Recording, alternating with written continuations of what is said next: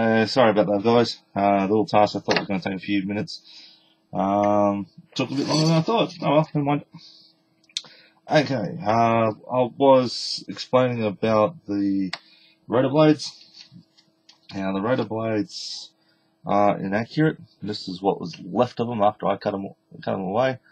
That piece there is what you attach to the main rotor assembly, and it is too long. Now, I have been working on fixing that. So what I've done is cut off the forged strip of the rotor blade, just wide enough to stick some, where is it? It's not that stuff. Some square plastic rod. There it is. This stuff down the front of the blade. So it gave me a bit more profile to the blade. And then I reshaped the entire profile, putty, some strips of plastic, and I redid the front part of the rotor blade. Now, this is stuff in work.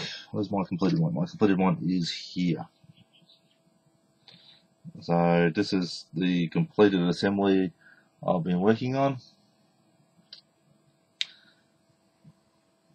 And what I have to do is induce a curve into the propeller of the blades as I'm mounting them. So that's going to be a bit of a challenge for me as well as I'm going along. The propeller blades are going to be, so the rotor blades are going to be mounted deployed.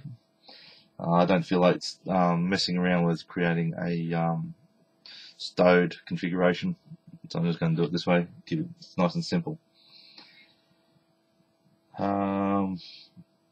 So I've shaped them all to size. I'm now in the process of fixing them up, getting rid of all the problems that I've created, like dimples and shape problems. Glued in a bit of plastic rod, which will act as a mounting pin into the rotor assembly, and I'll then detail it with wire. So that's the main rotor blades. I think I talked about it earlier, and I went and did it. Here's a canopy with the side windows cut away. I started working on the cockpit again to mount the canopy, and also to create the opening so I can put the new windows in. So that's currently in task. And I think that's about all. I keep creating myself all these lists of what I need to do. So hopefully they'll be well, this list will be completed very shortly. There it is. So what else have I done? I've stuck on, since my last recording, so the last recording was yesterday, so I've stuck on a new blade antenna underneath. You probably can't see it. The front of the windscreen, let's get my finger out of the road.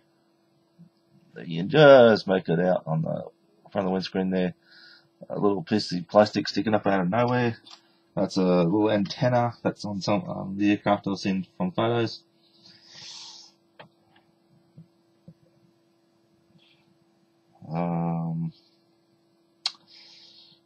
What else was I working on? I put the little mount of the antenna onto one of the blade antennas down the side. worked on, oops, dropped it, there it is. Worked on the avionics bay cover again. I noticed that when I was working this earlier, that I'm going to have problems mounting it onto the model when it's time to mount it. So I've glued on, you just see that at the front of the piece there, a couple of small pieces of plastic and sand them down so they're almost, you can't see them once it's glued on, because it's going to be mounted up like that against the fuselage. So there's not much contact room, so I prepared myself more contact room. Went back through my reference photos again and noticed there's a beam across the front of the avionics bay that I need to add, so that's in there now. And, oh yes, this was a challenge. I talked about it and I did it. So, the chin windows, the curves that Airfix has in the kit windows, where are they?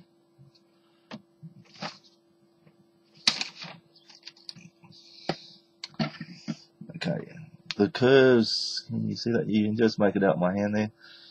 I'll find a better displacer. Oh. Yeah, there's a curve just at the top here. That is not correct for the Mk50. So I have cut out, shaped new windows. I've got plastic card in here, strips of it, to act as backing so I can put these in, and they'll sit there while I glue them in place. There you go.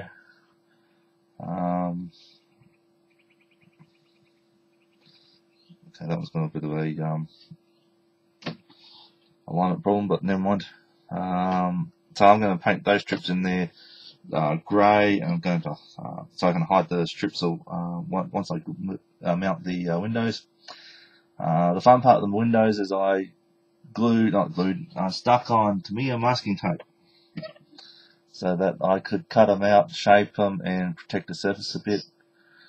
That's going to come off before I glue them in, because once I glue them in, any glue I use is going to run and go in underneath the masking tape, so I'll remove that before I go. Painting or gluing, new control stick made out of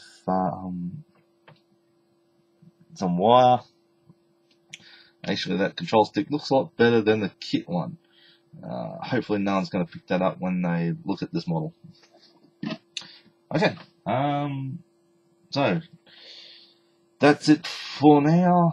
I'm going to keep on building here. I might do an update when I'm actually finished my list off. So if I don't update for a while, I'm still working on my list.